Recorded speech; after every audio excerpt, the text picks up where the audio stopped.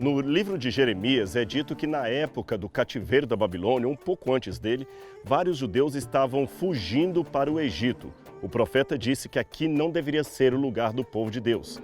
Na verdade, a arqueologia tem confirmado que, de fato, aqui na ilha de Elefantina, existiu uma presença judaica, pelo menos por volta do 5º século a.C., ou talvez até antes disso. A nossa equipe veio até aqui filmar esse lugar e descobrir elementos que comprovam a presença do povo judeu aqui nesse lugar. Eles construíram, inclusive, um templo para Deus e fizeram um sincretismo entre a sua religião judaica e a fé egípcia e grega que estava aqui na região.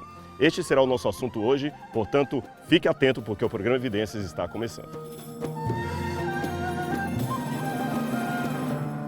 Evidências, temporada especial, Egito.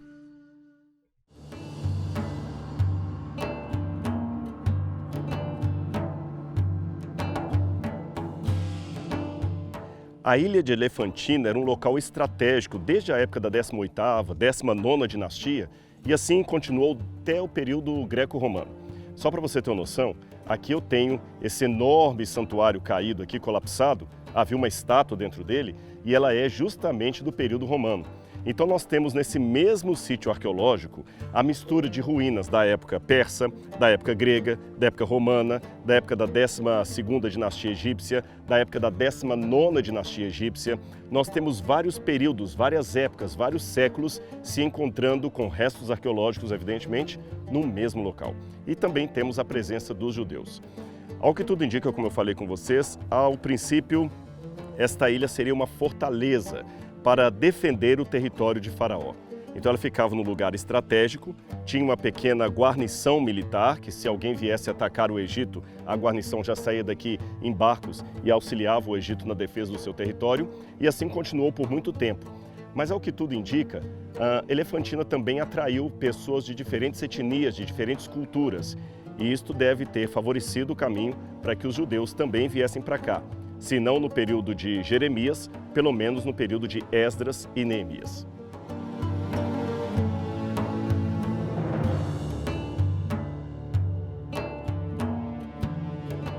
Uma das vantagens arqueológicas aqui da ilha de Elefantina é que, além dela estar num lugar aprazível para escavar, porque a despeito do sol quente, nós estamos em meio às águas do Rio Nilo, ela revela algo muito raro de encontrar no Egito Antigo: a presença de casas comuns. Aqui você tem feitos de tijolo, de adobe, as casas daquela época. É curioso que os egípcios mantiveram a prática de construir as suas casas feitas de tijolos de barro desde a época dos hebreus até na época greco-romana. Uma coisa que chama atenção nesses tijolos que você pode ver e que lembra aquela receita que a Bíblia dá da construção de tijolos pelos hebreus na época de Faraó, é que você vê vários buraquinhos aqui, que na verdade era o local onde ficava a antiga palha. Como a palha acaba apodrecendo, ela deixa esses buraquinhos aqui no tijolo. Esses tijolos não são da época em que os hebreus estiveram no Egito, mas têm a mesma técnica de construção, de manufatura, que os hebreus usaram quando estiveram como escravos nas terras de Faraó. Agora imagina, a mente da gente começa a funcionar um pouco.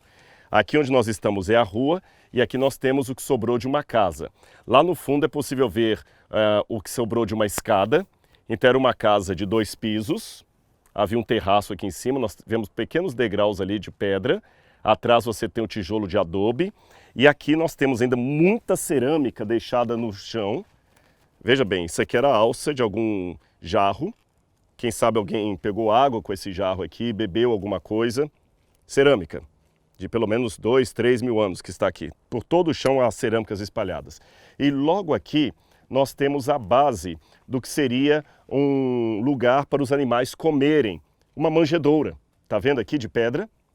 Uma manjedoura do período greco-romano.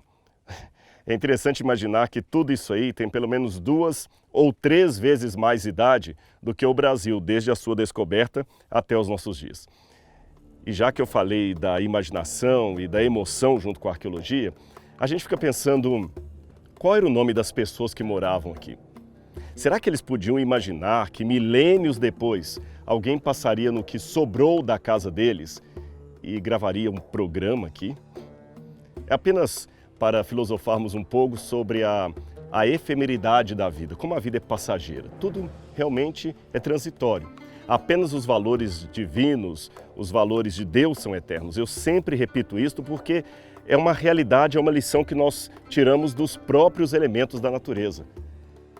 A pedra, o tijolo, a poeira mostram o que nós somos.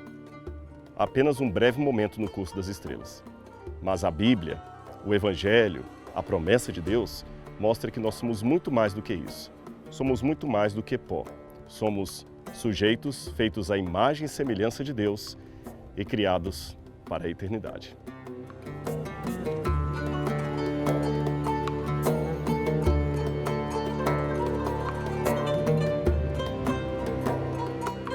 Uma das coisas que dificulta encontrar as casas dos pobres, das pessoas comuns daquela época, como eu falei, era o material do qual essas casas eram feitas.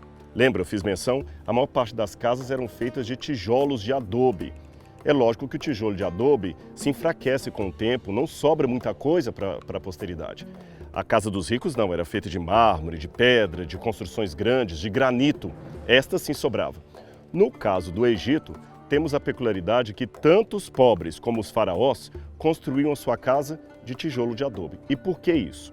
É que na crença deles, o tijolo, a casa onde eles moravam, era provisória. A casa onde a sua alma, a Cá, iria morar, que seria o templo ou a câmara mortuária, esta sim seria a sua residência eterna. Por isso que eles faziam os templos ou as câmaras mortuárias de pedra e as casas de tijolo de adobe. Esta é a diferença. Embora eu não assine embaixo da crença egípcia da imortalidade da alma, muito menos da ideia de um Cá, de uma alma morando em estátuas, em câmaras funerárias ou em templos, eu posso sim me admirar tremendamente diante desse povo ao saber que eles pelo menos entendiam algo que o cristão também precisa aprender e entender. Que a história do lado de cá da eternidade é provisória, é como o tijolo de adobe, não dura para sempre. O que dura para sempre é a cidade que Deus está preparando. Aquela sim tem fundamentos eternos.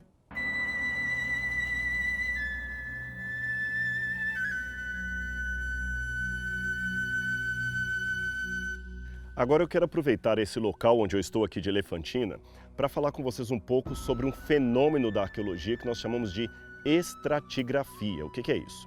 Imagine comigo, você tem uma construção de casas, pontes, muros, etc.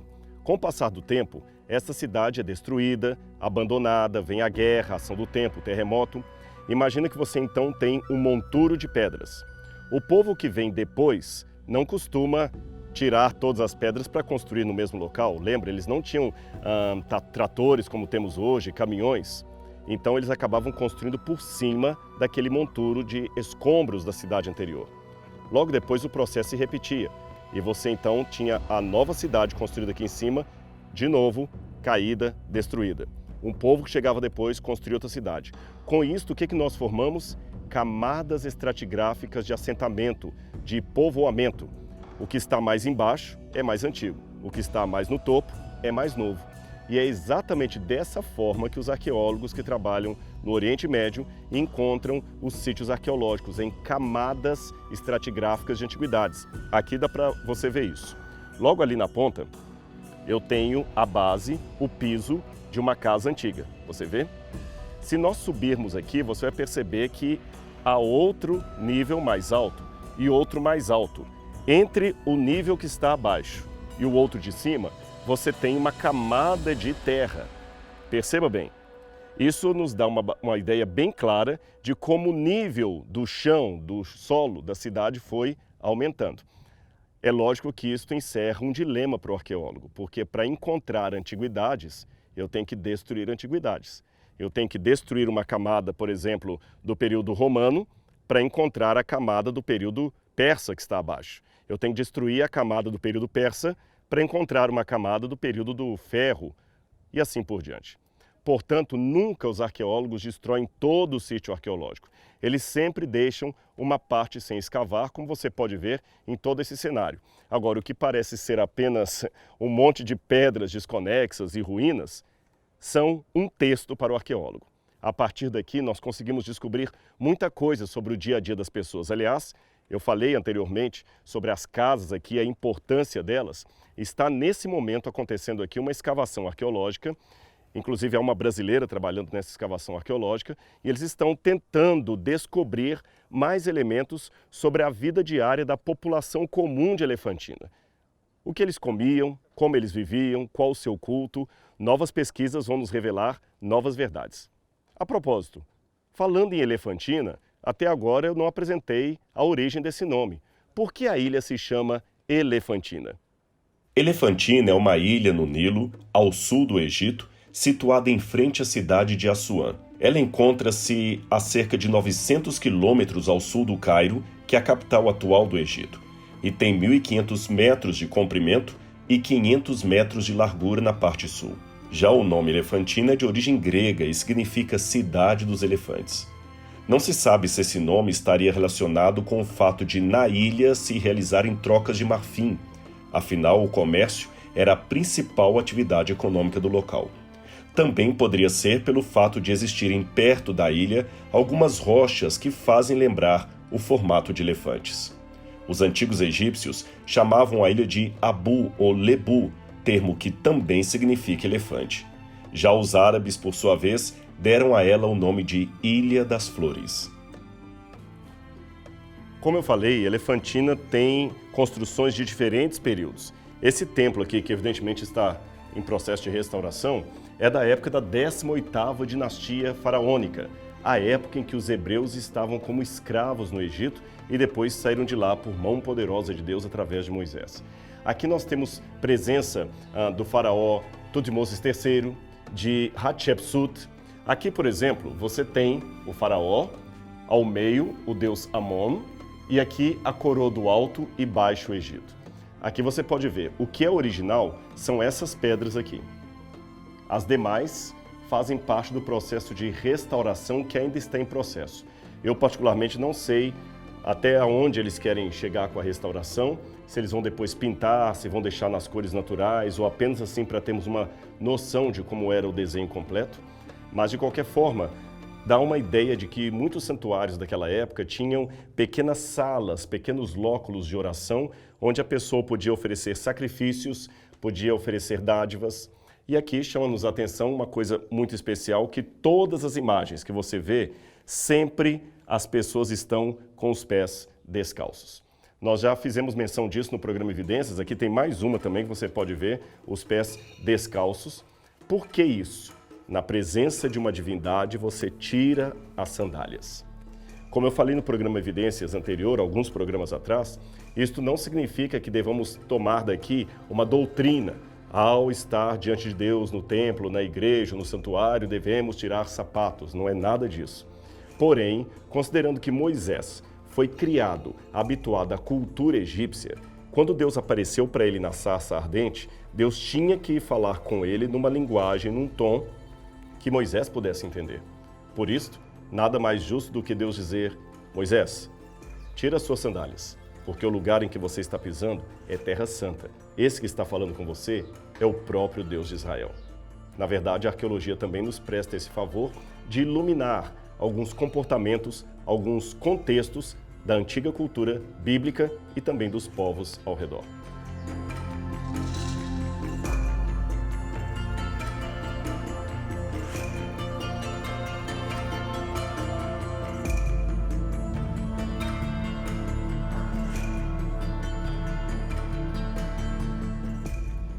É interessante como os egípcios praticavam sempre uma simbiose entre figuras humanas e figuras divinas.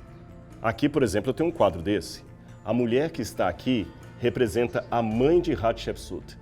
E aqui seria, num primeiro momento, o pai dela. Num segundo, o deus Amon. Podemos ver bem o deus Amon misturado com o deus Khnum, que tem ali os chifres.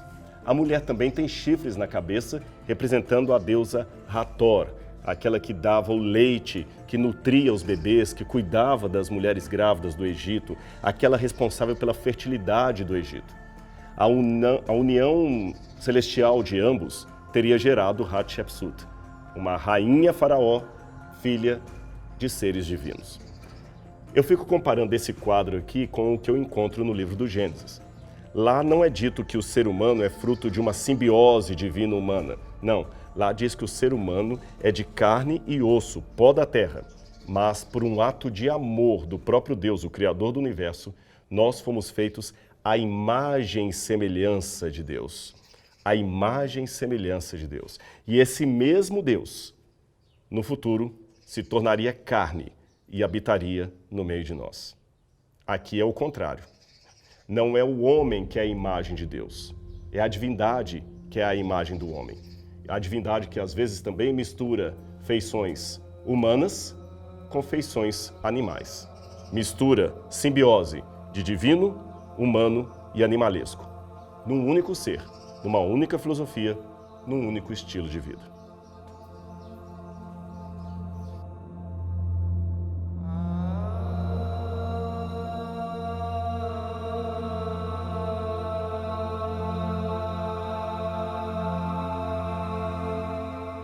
Conforme nós dissemos no início do programa Evidências de hoje, há indícios arqueológicos claros de que houve uma presença grande de judeus morando aqui na ilha de Elefantina, pelo menos a partir do V século a.C. para cá. Eles, inclusive, construíram aqui um templo onde eles realizavam sacrifícios, como o da Páscoa, sacrifícios diários, guardavam o Shabat. Não existe mais nada do templo judeu, ele foi completamente destruído, não temos mais nenhum resquício dele, apenas o indicativo de sua presença através de um tesouro arqueológico muito importante que foi encontrado aqui na ilha de Elefantina. Vários papiros da época, muito antigos, que contavam do dia a dia deles. Por exemplo, um desses papiros é enviado para Jerusalém para que os diretores, ou os presidentes, ou os organizadores do templo lá, enviassem ou recebessem ofertas daqui. Há também certificados de casamento, contratos, recibos, cartas. Esses papiros hoje estão espalhados em diferentes locais, em diferentes museus ao redor do mundo. Porém, o seu conteúdo lança bastante luz sobre a vida diária dos judeus aqui de Elefantina. O homem cujo rosto aparece nessa página de um antigo livro de descrição do Egito é o explorador e jornalista norte-americano Charles Edwin Wilbur. Foi ele quem adquiriu os primeiros e mais importantes textos de Elefantina em 1893. Mas os papiros acabaram ficando num armazém dentro destas caixas por aproximadamente 50 anos, até que um parente descobriu o valioso tesouro e o doou para o Museu Arqueológico do Brooklyn, onde está até os dias de hoje. Um desses papiros encontrados em Elefantina conta, por exemplo, como era a guarda religiosa dos judeus dos dias festivos, da Páscoa, do Yom Kippur e especialmente do sábado. Aliás, fora da Bíblia, é o texto mais antigo que temos que atesta a guarda do sábado por meio dos judeus. Foi encontrado aqui em Elefantina. Mas também houve um saldo negativo, um testemunho estranho e triste a respeito dos judeus que estavam aqui. A religiosidade egípcia e greco-romana eram tão fortes na região que eles acabaram cometendo o erro do sincretismo, de misturar a religião de Yahweh, o Deus de Abraão, de Isaac e de Jacó, com as religiões locais. Eles até constituíram uma esposa para Deus, que era provavelmente cultuada no mesmo santuário judeu que havia aqui na ilha.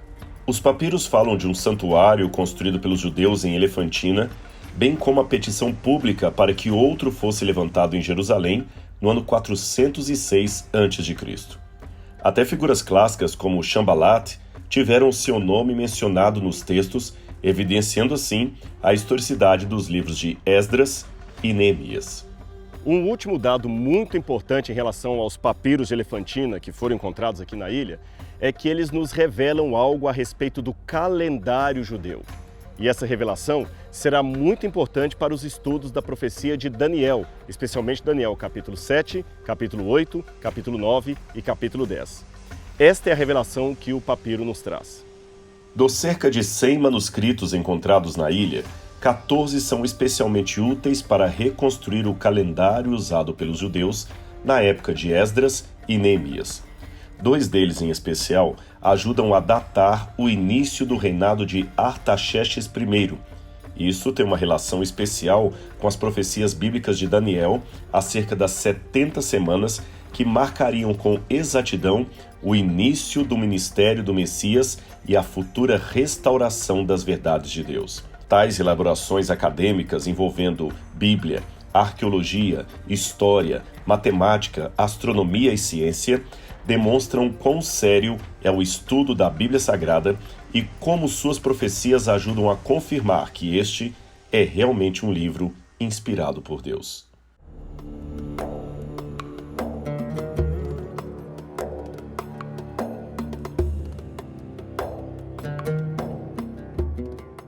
A figura divina que mais se repete nos santuários aqui de Elefantina é a figura de Hunum. E ele aparece aqui, logo atrás de mim. Na parede é possível ver o original ainda do seu rosto. Veja que ele tem chifres, juntamente com sua esposa logo atrás dele e a sua filha logo adiante. Uma família divina, como você pode ver. Esse deus Hunum, na tradição egípcia, seria aquele responsável pela criação do ser humano. E, semelhante ao que vemos no livro do Gênesis, ele também forma o ser humano, o homem e a mulher, a partir do pó da terra. Ele se assenta numa mesa de modelagem e, como se fosse um oleiro modelando um vaso de barro, ele modela o ser humano. Uma linguagem semelhante ao que encontramos no Gênesis, quando diz que Deus fez o homem do pó da terra e soprou nas narinas o fôlego de vida. Na verdade, o paganismo e a Bíblia bebem na mesma fonte, um para preservar, o outro para deturpar.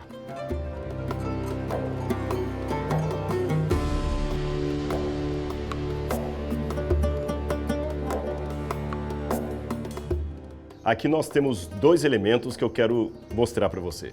Um deles, evidentemente está danificado, é uma reconstrução, seria Hatshepsut, ainda com seio feminino, mas vestida como se fosse um homem, um faraó. Só que logo abaixo, ao invés de ter o cartucho de Hatshepsut, nós temos o cartucho de Thutmose, ou Thutmoses. Thutmoses III seria aquele que, segundo a nossa teoria levantada aqui no programa Evidências, seria provavelmente o faraó do Êxodo. Chama a atenção que o nome dele, Thutmoses, se escreve da seguinte maneira. Tut, ou Tot, é o deus escriba, aquele que produzia todos os relatórios do julgamento final. E a palavra Mes, ou Mose, significa nascido do deus Tot. Quase todos os faraós e monarcas da 18ª dinastia tinham o nome de uma divindade acoplado a esta forma final, Moses. Por exemplo, A-Mose, nascido do deus A. E o herói da Bíblia, qual o seu nome? Moisés. Provavelmente apenas Mose, aqui estaria o nome de Moisés em egípcio. Estaria faltando, portanto, ao nome de Moisés, a parte divina. Qual Deus representaria? Uma hipótese, talvez Rapimose, mas quando ele se converteu ao Deus verdadeiro, ele tirou o Rapi do seu nome, ficando apenas Moses. No cartucho, indicando a eternidade, o faraó queria emplacar o seu nome, para que durasse por todo sempre, como a sua memória perante os egípcios.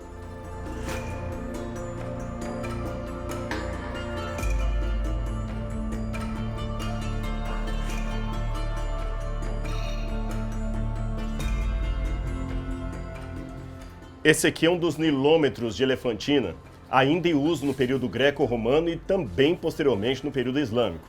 Mas a técnica é a mesma aplicada desde a época da 20ª dinastia egípcia, ou até antes disso. Aqui você vê que a água ela vem até um determinado momento, onde você tem vários degraus, e lá no canto você tem vários riscos na parede. Pela altura da água, eles medem a cheia do rio Nilo. Como eu falei, essa é uma técnica que foi usada não apenas na época faraônica, mas também na época greco-romana e depois disso. Por exemplo, aqui você tem os níveis da época islâmica, totalmente marcados aqui. Quando a água chegava até aqui, ele sabia o nível da água. Aqui você tem o nível da água do período greco-romano.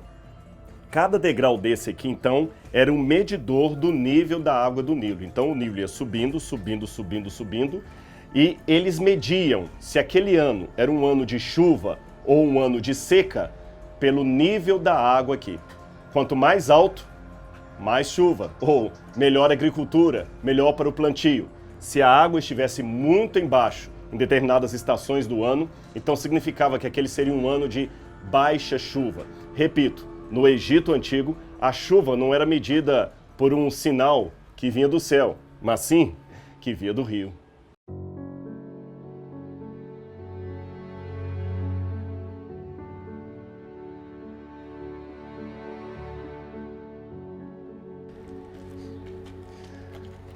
Eu fico aqui pensando, a poucos metros de onde eu estou, tem os restos de um santuário romano. E aqui uma janela do período faraônico. Dois elementos de épocas tão distintas, tão distantes entre si, convivendo juntas no mesmo pedaço de terra. E eu, que sou do século XXI, através de todas essas ruínas, voltando meu olhar para uma história que ao mesmo tempo é tão distante e emocionalmente tão próxima. A história da salvação, de um Deus que agiu no passado, mas toca no meu coração no presente e por isso me garante o futuro.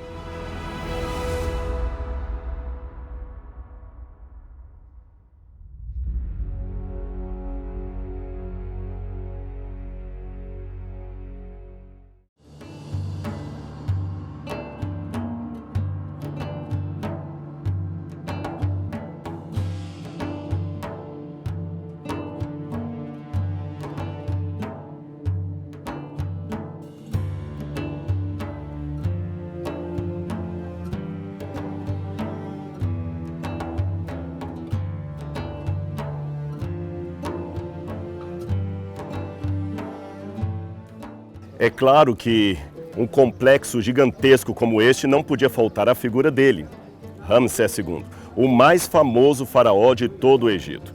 Ele gostava de ter o seu nome estampado em todas as colunas, templos, santuários. Tudo que fosse grandioso no Egito deveria ter o nome de Ramsés, ainda que ele não fosse o responsável último por aquela construção. Aqui está a sua estátua e aos seus pés Nefertari, a sua esposa.